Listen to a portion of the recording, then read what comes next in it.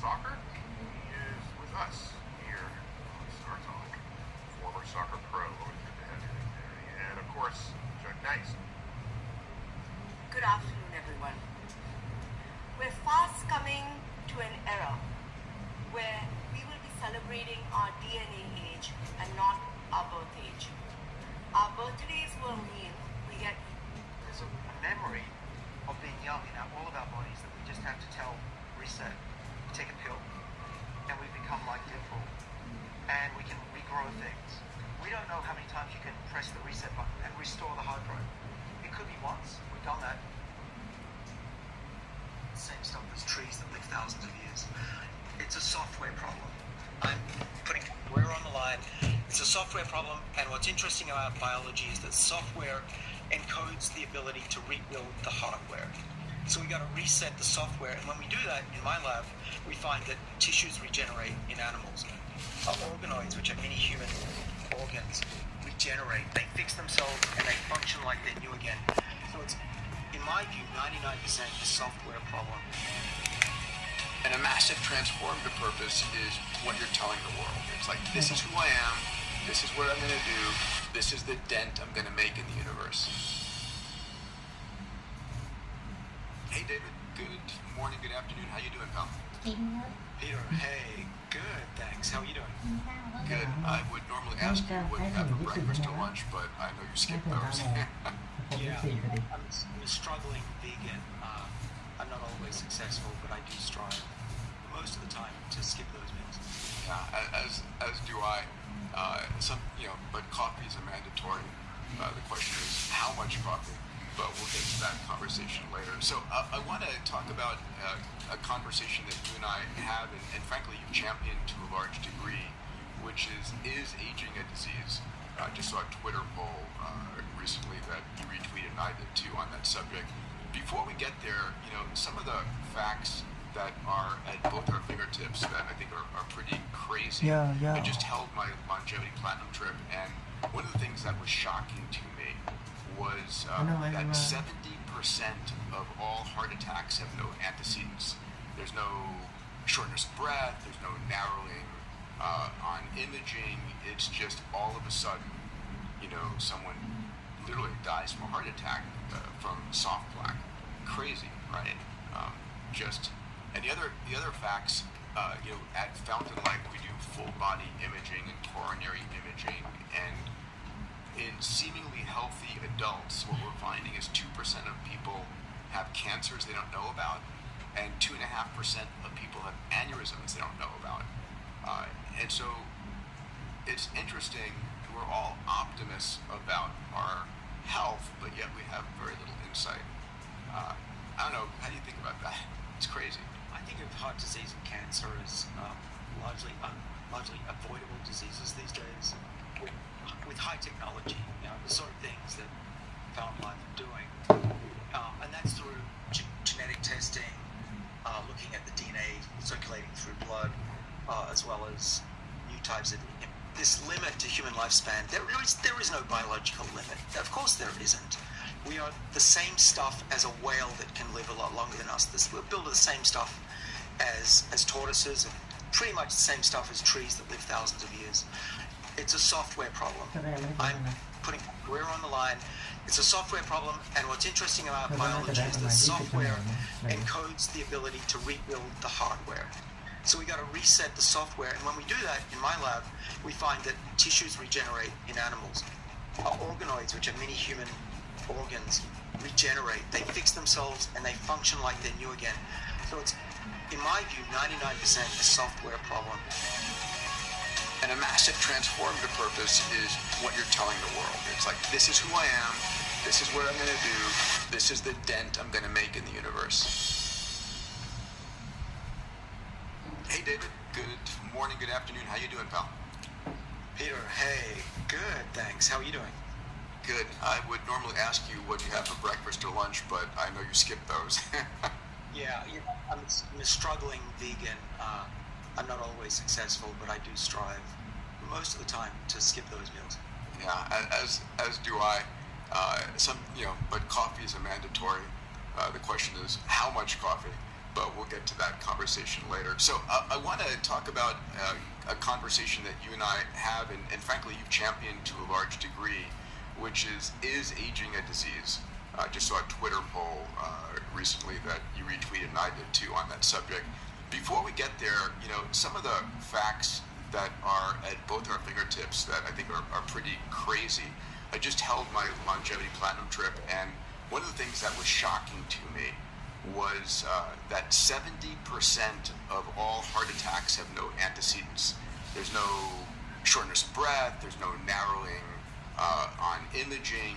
It's just all of a sudden, someone literally dies from a heart attack from soft plaque.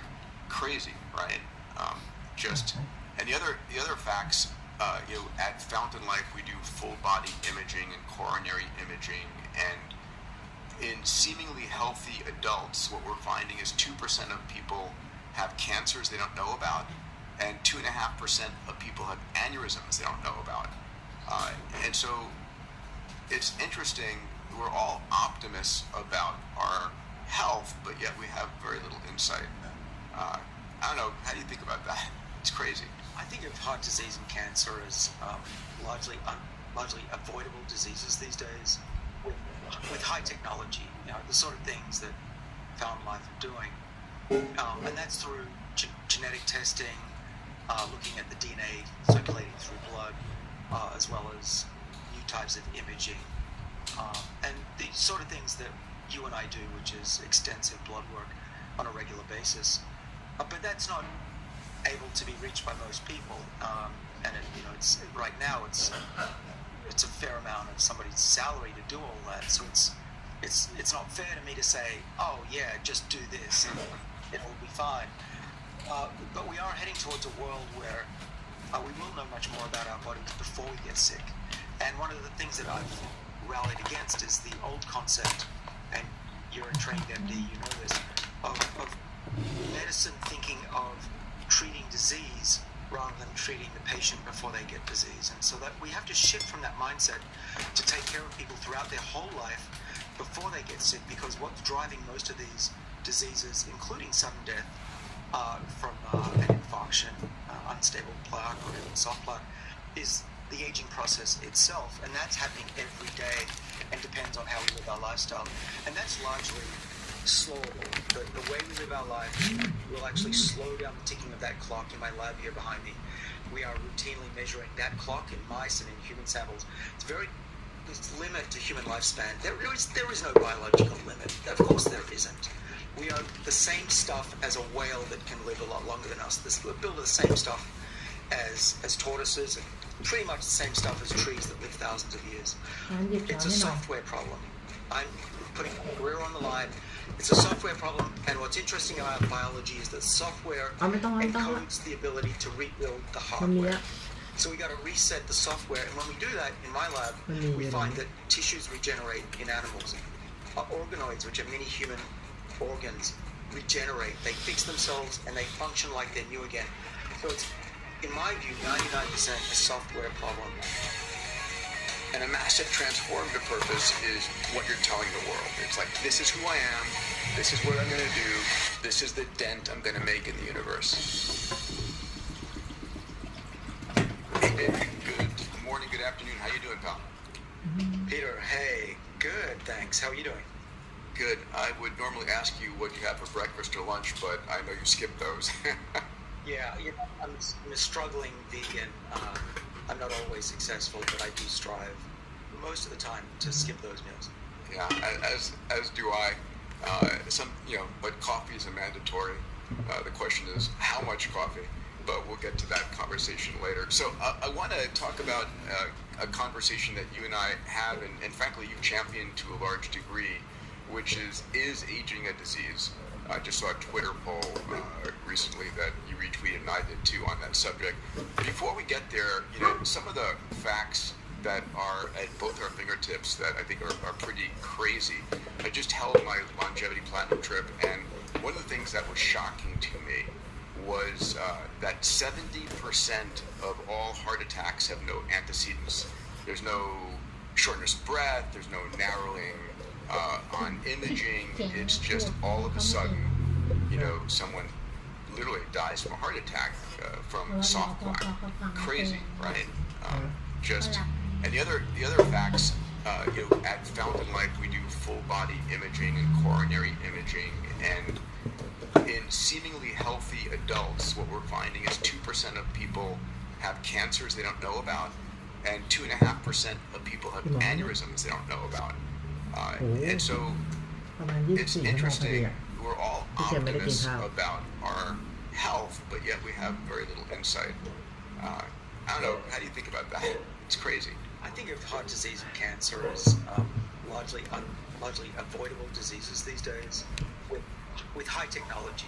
The sort of things that Fountain Life are doing, and that's through genetic testing, looking at the DNA circulating through blood, as well as new types of imaging, and the sort of things that you and I do, which is extensive blood work on a regular basis.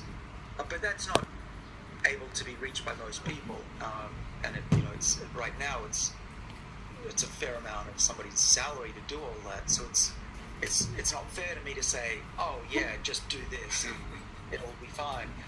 But we are heading towards a world where we will know much more about our bodies before we get sick. And one of the things that I've rallied against is the old concept, and you're a trained MD, you know this, of medicine thinking of treating disease rather than treating the patient before they get disease. And so that we have to shift from that mindset to take care of people throughout their whole life before they get sick, because what's driving most of these diseases, including sudden death from an infarction, unstable plaque, or even soft plaque, is the aging process itself, and that's happening every day and depends on how we live our lifestyle.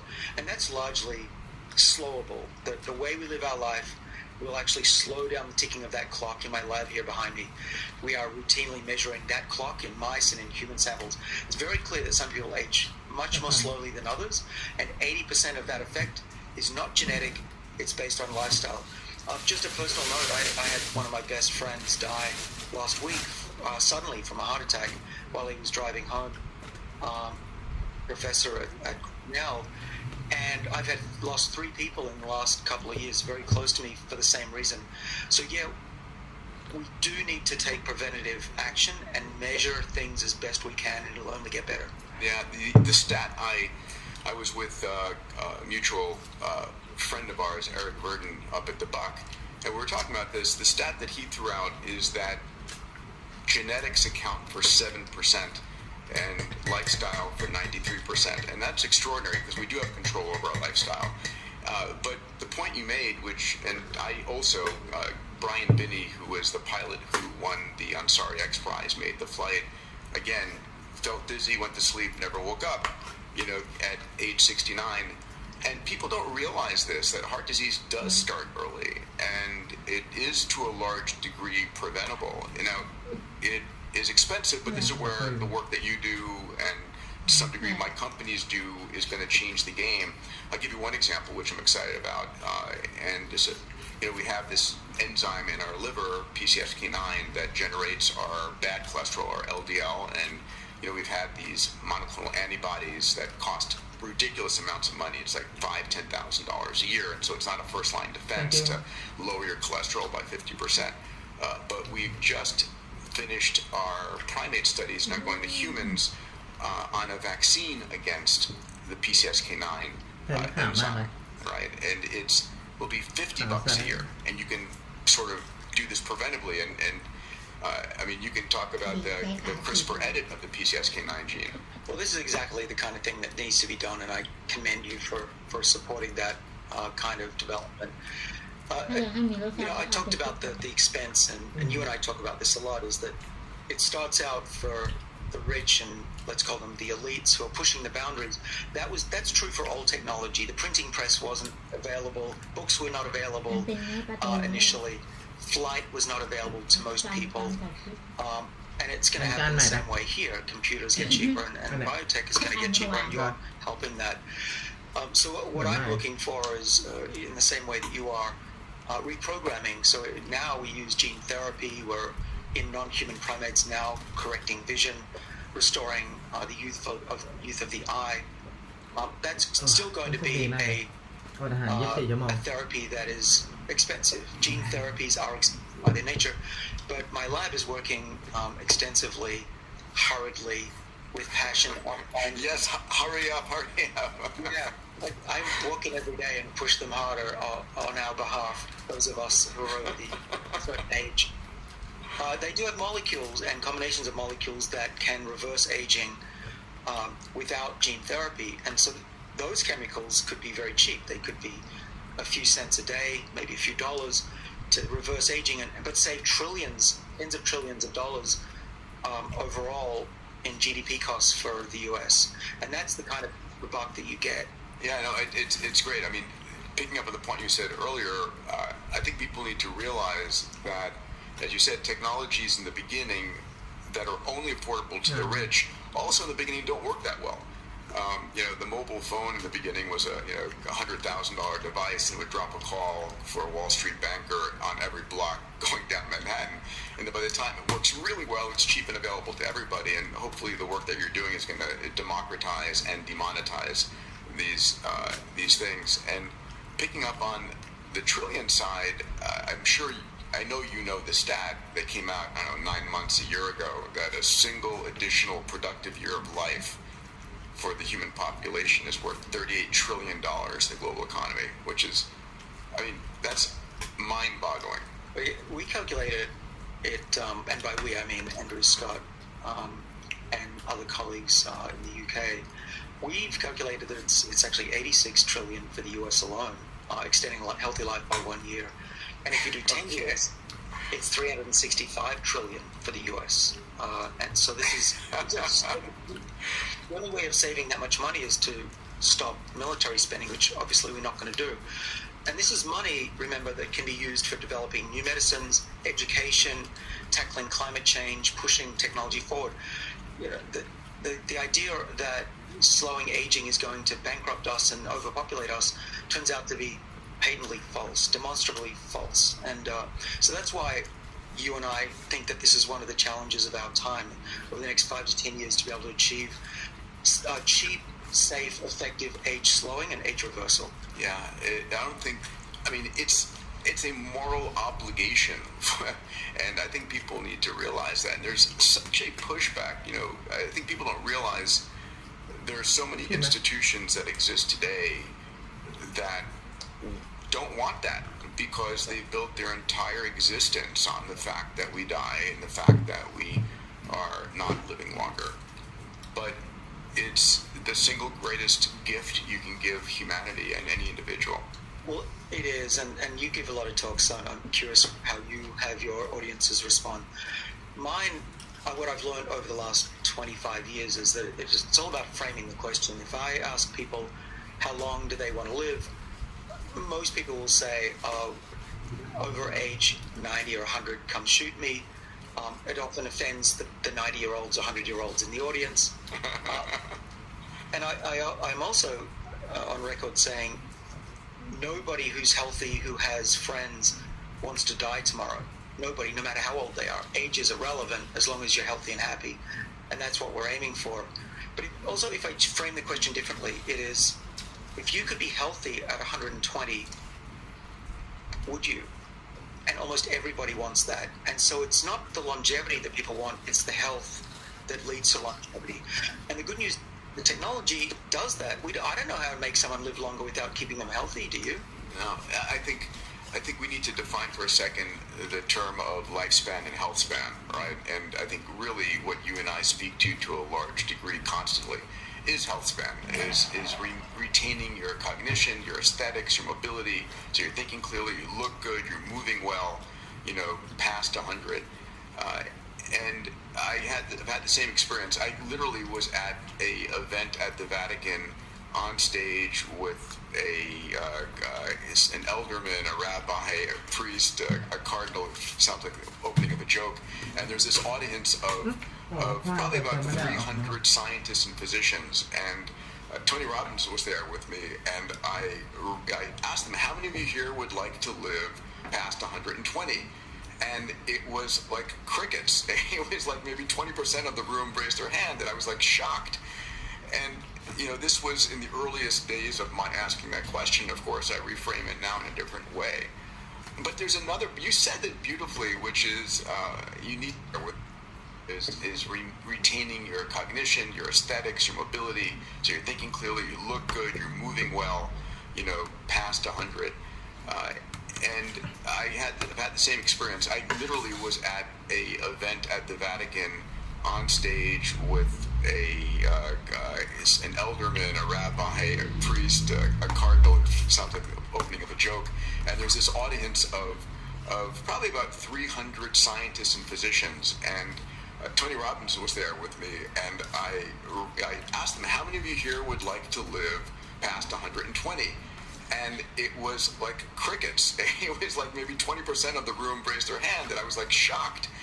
And this was in the earliest days of my asking that question. Of course, I reframe it now in a different way. But there's another, you said it beautifully, which is you need to have friends, right? You need to have people you care about. And the notion that you need to have your future in your mind and heart be larger than your past. If you have nothing to live for, why live? เขาบอกว่าถ้าเราอายุเกิน100 ปีขึ้นไปเขาต้องมีเพื่อนไงต้องมีคนที่เราแคร์ถ้าเราอายุยืนแล้วเราไม่มีใครเหลือเลยเราจะอยู่ไปทำไมเขาก็บอกเหงาเหมือนกับความเหินเนี่ยนอนอยู่นั่นเหงาจะตายดูแล้วไม่มีคนคุยยิ่งสุดโทรมไปเรื่อยมันต้องมีคนคุยหรืออะไรตอนมียาอยู่คือเขาก็มีแรงในการใช้ชีวิตสนุกสนานอะไรเงี้ยอยู่อย่างนั้นน่ะเหมือนอยู่ว่ารอวันตายอยู่ไปเรื่อยกินไปเรื่อย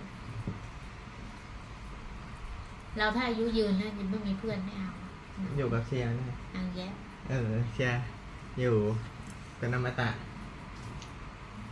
I think that whole psychology is so critically important. Right, and you're the expert at this. You inspire people to have goals, which is really what gets us out of bed in the morning. And anyone who doesn't have a passion or a goal in life, just find one. It's essential for health and longevity, and in my view, and happiness. And it can be small, it can be large, but you need one. And it's actually now proven that those who have goals and companions who support them, those two things are the ones that live the longest. In fact, that was even more important than diet in this long-term Harvard study. Beautiful. Good, I've got both of those in spades. I'm curious, one of the mindsets I talk about is having a longevity mindset. Because I think you can will yourself to live and will yourself to die. And I'd love to, you don't use that terminology, but I'd love to hear your thoughts on what you think a longevity mindset means. Well, I've witnessed it. My father, who I wrote about in my book Lifespan, and who recently flew out from Australia to be with me in Boston and helped me teach a course at Harvard to those students, he had to change his mindset. He was a typical 67-year-old at the time, which is a mindset, as I understand it. I'm going to retire, I'll have a good 10 years, hopefully, and then the rest is hellacious, and I don't even want to think about it, but it's going to happen. And my career is over, and I'm not sure I'm going to do much, but just sit around and maybe do some gardening. Now, that was 67. He's now, he became mid-70s and realized actually, after adopting these longevity lifestyles that I talk about, and which includes, we'll get to fasting, eating well, exercising, the usual stuff, but also some supplements. He gets a lot of sleep. He has a very good social group. He hangs out with one of my ex-girlfriends, which keeps him young. True story. And so the supplements, a lot of people know the supplements that I take myself. He takes those as well. And together, some combination of those has allowed him to get through 70s in a very healthy way. He's got no diseases. He started a new career. He went back to work. He's helping raise his grandkids. In fact, one of his grandkids is living with him. And he loves life. And he's had to change his mindset. His mindset is, hey, he told me last night over the internet, a video conference. Hey, I've decided to get a puppy. No, that's his mindset is, I'm going to live over 100. I've seen that I've made it through my 70s. I'm getting younger. Literally, he's getting biologically younger as he gets older. He's now 83. No diseases. Not even any pain. He's got super amount of energy. His brain is actually sharper than it used to be in his 40s because he's not distracted by his kids. And so he's loving life like he never did before, and realizing that the idea that you have this finite limit, you need to just give that up and say that anything is possible, because science is also advancing at such a rate that we don't know what's going to be possible even 5 years from now. 5 years ago, I didn't know it was possible to reverse aging safely. Now we know, at least in animals, it is. It looks like it will be in primates, with which we are one. And so the longer you live, the longer you will live. That's already true, but it's going to be exponential.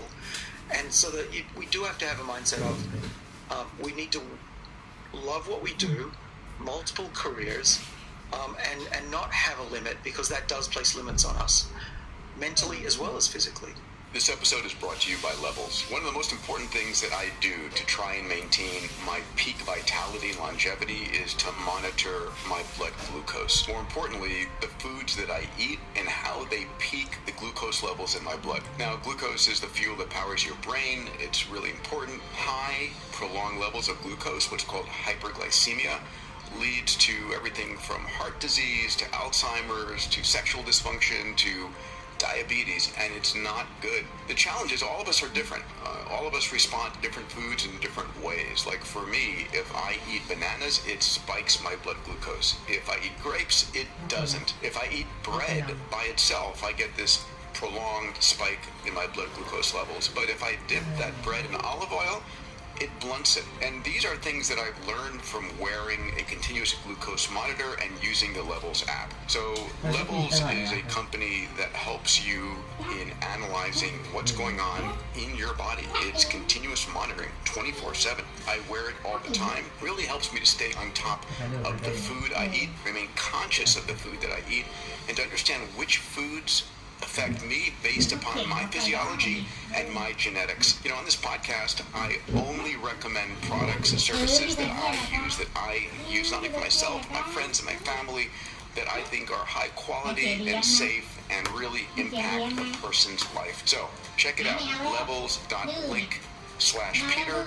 We give you 2 additional months of I'm going to look at breakthroughs of AI and for right? Helps. Before I get out of bed, I know this sounds really bad for my social, but before I get out of bed, I probably read the abstracts of 20 different papers in this field of advances, and that's just the beginning of my day.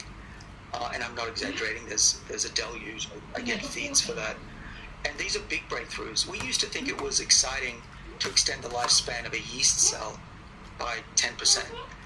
That was when I was, in my 20s.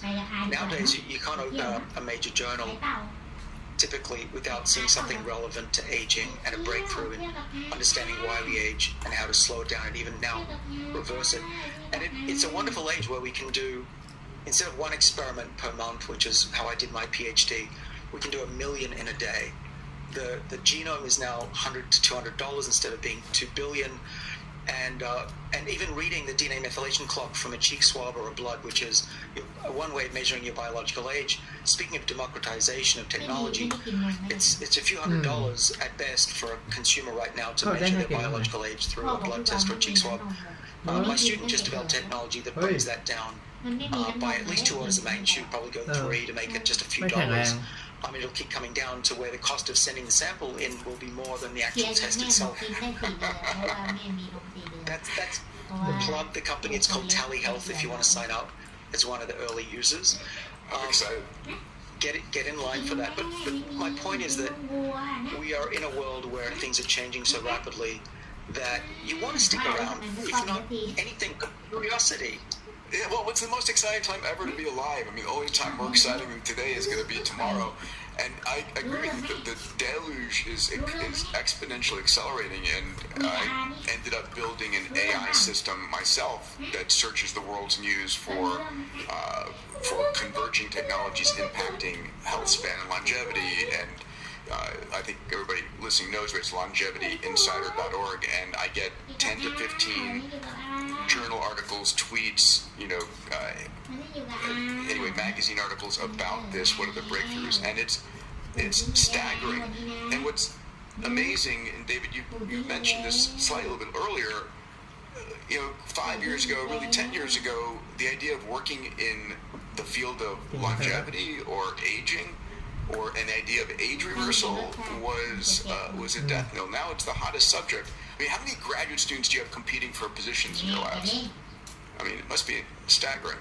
It's hundreds per position. And we're fortunate that there are a lot of new labs opening up in this field. It's blowing up in a nice big way. There's probably more than $10 billion now committed to investing in aging research and drug development just in the past couple of years. And so there's a lot of opportunity for young people. Not all of them will end up in my lab. I have a lab of about 20 people, so we're short on space. But it is really exciting to me to see young people jump in. We actually, as a field, made a mistake about 20 years ago. We thought, even 10 years ago, we thought that the people we want to target with the message of get on board, get with us, get with the program, call aging a disease, were people over 70, 65, maybe 50s might listen. We're not sure. Turns out those that are 18 to 30 are the ones that are most passionate, and I didn't see that coming, but it's really been heartwarming. I think it bodes really well for the future of humanity. So for people who are listening who are in their 60s, 70s, 80s, is it the message that it's not too late to start? Yeah, Definitely not too late, just to be clear. Yeah, here's the thing to remember is that aging is something that's really malleable. We know from twin studies that those who change their lifestyle can have a dramatic effect on their ultimate longevity. Animal studies have shown you can intervene at the equivalent of 80, 90 years old and still have the benefit. And that's with relatively old technology, these age-slowing molecules. Now we're reversing age. We can take a blind mouse and make it see again in a week. These are the kind of technologies that are coming online that will allow someone who is of any age to be rejuvenated. And we can now multiply rejuvenate tissues. We haven't published this yet, so it's a scoop. It's not just a one-time reset. We're actually, this is in a mouse though. We reverse the age of their eye. And I've got to give credit to Bruce Cassandra's lab here at Harvard. We reverse the age of the eye of the mice. They get their vision. They age out again. And we just hit them again with the reversal, and then they go back again. And so I see a future where a 90-year-old goes back to being 50, they age out till they're 60, and then they just keep resetting every decade. That technology, we can do this in mice. We're not that biologically different in terms of our aging process as a mouse is. In fact, the process of aging, as I've shown in my research, is similar all the way from us back to a yeast cell. So I'm very optimistic that these technologies of age resetting will work in the very old as well. I love it. A few pointed questions here for fun. So I'm curious. I've had conversations with Ray Kurzweil about this idea, extensive about longevity, escape velocity, right? The point in time in which science is adding a year to your life, greater than a year for every year that you're alive. So it's divergent and you escape. And then I've also had this conversation with George Church, a mutual friend, working with us together on our Age Reversal X Prize, which maybe we'll talk about. And they both gave me a number of when they think we'll reach longevity escape velocity. And I am curious if you're willing to offer one. I already know how to ostensibly make someone less age than they currently are, and I can work with them to make them more than a year younger within a year. So I would say we already have knowledge how to go back more than a year every year. Now, the critics will say, well, David, you're just measuring the epigenome and you're measuring some biomarkers. That's not proof. And the answer is, yeah, you're right. But we're certainly not far away from a future where we're able to, if nothing more, stop the aging process. And I truly believe that. If you look at my biological age based on a number of measures, I'm at least a decade younger than my chronological age. My birthday candles would tell you. And I'm not that good at exercise. I could probably be a lot younger if I tried. So I really think that we're on this cusp. If you ask me in, 1903, are we close to flying, I'd say, yeah, we got the technology, it's just a matter of when, and it's probably going to happen in the next few years. Okay. So you didn't actually give me an answer. You gave me a sort of answer. So but the question needs to be a finer point, because you're right. It's like, could you theoretically now? When will you? So I guess the question is, when will a set of treatments exist that might allow age reversal and be accessible to some segment of the general public? All right. 10 years. 10 years. Beautiful. So that's what Ray said. George had it at about 15. But both of those numbers are shocking. So, I mean, when I'm speaking to anybody interested in this area, I'm saying, listen, your job is not to live for 50 years. Your job is to live healthfully for the next 20 to intercept all the technologies coming our way during that period of time. Exactly. And so my father's on that trajectory. He's 83. He'll be around. All goes well, at least for another 10 years. So talk about motivation. It's not just about how long do you want to live, it's how long do you want your family to live. And when you phrase it like that, who wouldn't give a lot of money to spend an extra year with their parents? It's crazy, right? There is nothing more valuable than our health. And health is the new wealth, and at the end of the day, you're going to spend the money one way or another on health. And the question is, do you want to spend it at the end of life fighting a multitude of diseases in and out of the hospital, or do you want to pay the attention and prevent these diseases from happening in the first place? I mean, it's that cut and dry. How old do you want to live, pal? I mean, it's not a fair. I don't think it's a question I can ask you without with a straight face, because of all the conversations we've had. Yeah, no, here's the thing. I've been changing my views over the years. I could have told you very honestly, if you asked me, let's say 10 years ago, let's say when we were hanging out at the TEDMed conference in San Diego, how long do you want to live? And I would have honestly said, I'm not doing this because I want to live longer. I'm doing this because I hope future generations will live longer. And I really believe that. I'm now at a point where I've had a lot of fun biohacking my body, measuring things, taking things, getting younger, feeling better, arguably looking better. And I'm just having so much fun doing this. I don't want to stop doing that. I'm not afraid of death. Anyone who's seen me drive my Tesla around knows that's true.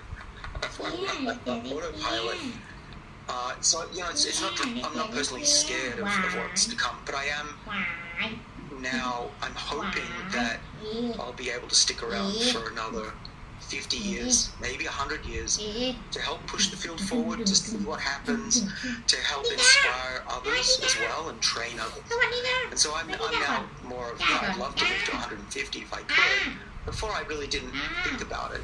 Yeah, it's interesting, right? I remember when I was in medical school, not far from where you are right now, I watched this television show along with sea life, and bowhead whales who lived 200 years, and Greenland sharks 400 or 500 years, and sea turtles potentially longer. And I remember thinking, if they can live that long, why can't we? And it's either a hardware problem or a software problem, and we're going to solve that. I see this decade as that time where we're making that we're getting the tools to do that. But then I stop and I think, there appears to be some kind of a existing limit in the 120 time frame. That has never been statistic. We haven't seen any examples out of billions of people, anybody living longer than that. Yeah, I got into that. Yeah, that's a bunch of baloney. Good. I'm glad to hear that. That's not it. That's not even logic to use that argument. It's 1899. Let's look at the statistics of human flight. What are you going to project? It's impossible to fly because it's never been done. Right? But this limit to human lifespan. There is no biological limit. Of course there isn't. We are the same stuff as a whale that can live a lot longer than us. We're built of the same stuff as tortoises, and pretty much the same stuff as trees that live thousands of years. It's a software problem. I'm putting career on the line. It's a software problem, and what's interesting about biology is that software encodes the ability to rebuild the hardware. So we got to reset the software, and when we do that in my lab, we find that tissues regenerate in animals. Organoids, which are mini human organs, regenerate. They fix themselves and they function like they're new again. So it's, in my view, 99% a software problem. And that's the good news, because you can reboot software pretty easily. We do this all the time in my lab. And what blows my mind in a paper that we published in 2020 was that we discovered that there is a backup copy of the original software in the body that you can access and flip the reset switch, and it all comes back to life. And December 2020 cover issue, I remember it well. It was epic. It was fun to discover and a shock, and actually that was one of the biggest moments of my life because of my career, because we didn't know if there was a backup copy. It's one of those gifts to humanity that it exists. We don't exactly know how it's encoded, whether it's in a protein or on the DNA or some other thing we haven't thought of yet, but 100% we know that it exists, and we can tap into that now. I love you for that, buddy. Thank you for your passion and your extraordinary work. Let me flip the conversation slightly to the morality of living longer, because if you ask the general public, many of them would say, you know, it's immoral, or it's not fair, we don't have enough resources, it's overpopulation, and they come up with a multitude of reasons of why it's a bad thing to live longer. And I just, for those who might be having a dinner conversation that goes that direction, I'd like to forearm them with the opposite. Sure. Well, read the last third of my book. It's all about that. I wrote it because a lot of these same points were brought up, and there are some very simple answers in my view, and I've debated bioethicists. Leon Cass was someone who advised the Bush administration, who I debated on public radio. So I've thought a lot about this. So the summary would be that ethically, it is our duty to allow people to choose when they die. We don't get to choose when we're born, but I think everybody has a right to choose how long they live. It should be a human right. If there are tools to do that, you get a choice. You don't have to take the technology or use the technology, but I want everyone to have that choice. So it's also, I think, not just a right, it's your obligation to live as healthy and as long as you can, to do the right things. I do that not just for selfish reasons. I'm not vegan just because I want to live long. I don't want to be a financial and other burden on my kids. You know, who hasn't had parents that have cost them a lot of time, money, and angst, sorrow, desperation, because their parent didn't look after themselves or was sick for 10 years. I've had a parent that was suffering for 20 years. I'm not upset. This was just the way life went for my mother. But she did smoke. She didn't take care of herself. And I would say that, having seen the difference between my mother and my father now, we have an obligation to our family to look after ourselves.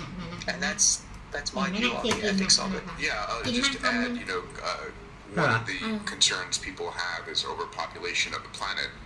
And if you look at the charts, it may be exactly the opposite. You know, Elon, who now has, I guess, on record 10 children, goes on to point this out for different reasons. But you know, 50 years ago, the average children per family globally was something like 5.6. It's now dropped down to below 2.4. The U.S. is below the replacement rate of Japan by a large margin and many parts of Europe. And it may well be that we have a massive underpopulation on the planet. And, you know, just go fly across any country and look out the window. yes, we have our ก่อนเสีย megacities, นะ but the majority of the planet is ก่อน underpopulated. เสีย And yes, we need to feed, clothe, provide energy, clean water ให้เสียมาหมัก to นี่ไง everyone, especially as people become wealthier. They want better เออ quality เจ๊กิ healthcare, น better มาหมัก education, เอ and อ better food sources. โตขึ้นก็เอา But ซ้ we can do that, and that's what technology does. Hey, boy. It's from everything from cellular agriculture to เจ๊กิน solar. มาหมักเอ้ยหลานป้อน This ข้าว is เอ้ย where we're going, but หลานป้อนเสีย saying เอ้ to a ย group of people, "Thou shalt not Con have cao the tiền right đấy to chứ. live a longer, ำ healthier โอ้ย life," มือเขาเย็นอุ่น it มากเลยอะ doesn't sound like an ethical option. ป้อนข้าวเสียเลย No, and even doctors should feel that their mission is to prolong life. เอาไปป้อน There's เสีย no ไป great จับ greater จับดิ นี่ป้อน or ทานป้อนทาน nobler cause than the prolongation of life. This ให้ is อากิน Francis นี่นี่อา Bacon, กินนี่นี่อากินนี่ 1614. เอาให้เขาจะกิน Would นี่ add to เขาจะกินนี่ prolongation of a healthy life. Yes. Exactly. Even better. And Bạc lỗ. you got the brain young. Mà chào không Otherwise, there's bà. no point. Your point is what we're doing, which is that what we're doing in this field, addressing ยังกินไม่ได้นะ either 80 or 90 something ให้กิน percent ได้เหรอได้เหรอ ใกล้แล้วมั้ง cause of ill health on the planet, is the right thing to do เออ for our species Ơi, and không, for bên the này. planet.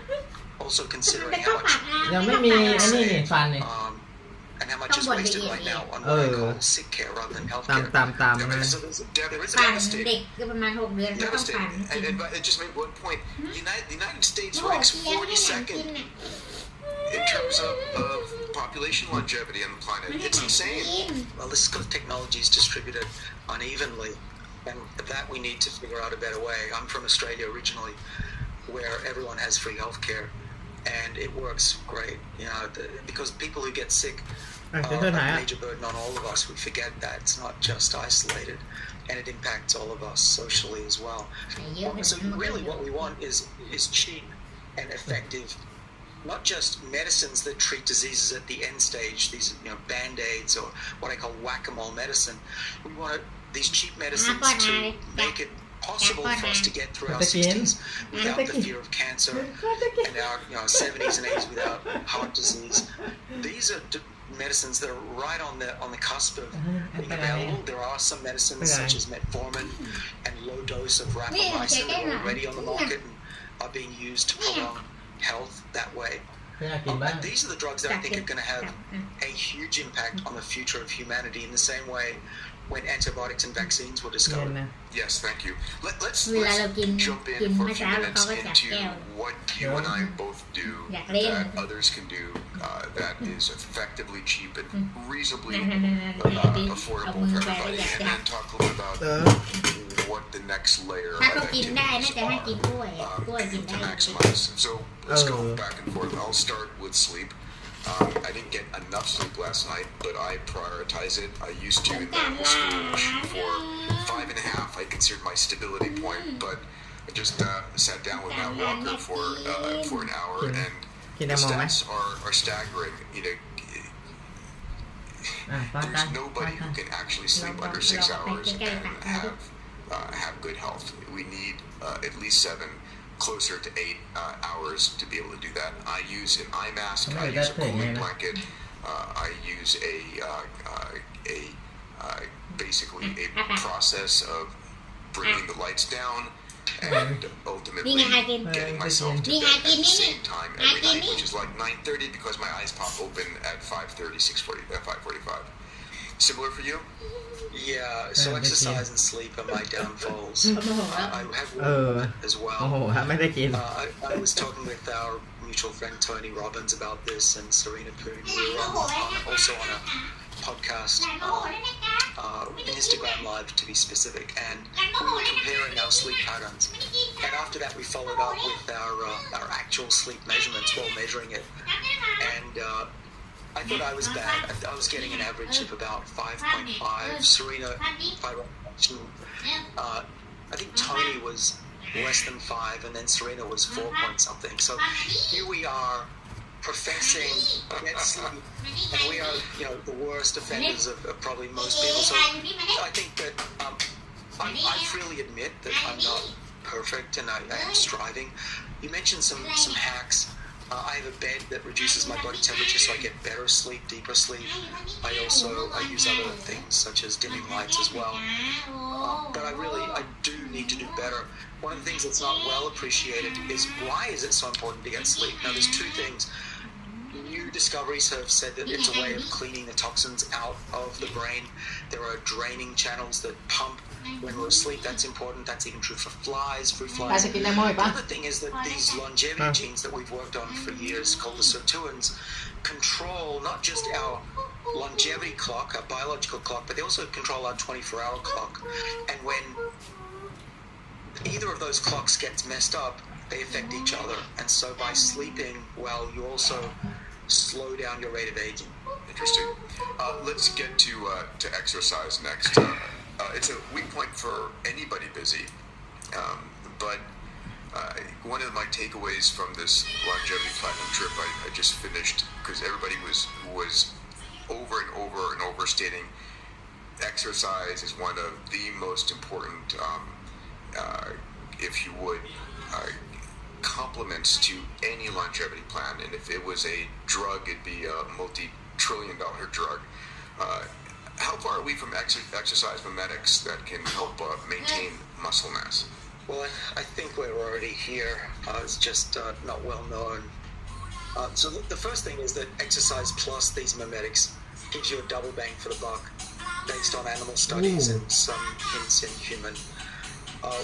One of the molecules that we've worked on for many years, resveratrol, is an exercise mimetic, makes mice run further, gives human more energy. The one that's more recent from my work is called NMN, not to be confused with M&M's, please don't sleep on it now. But NMN is a precursor, and Peter, I'm imagining everybody who knows your work and who's read everyone. Amazing book Lifespan. Yes. See you. So with NMN, the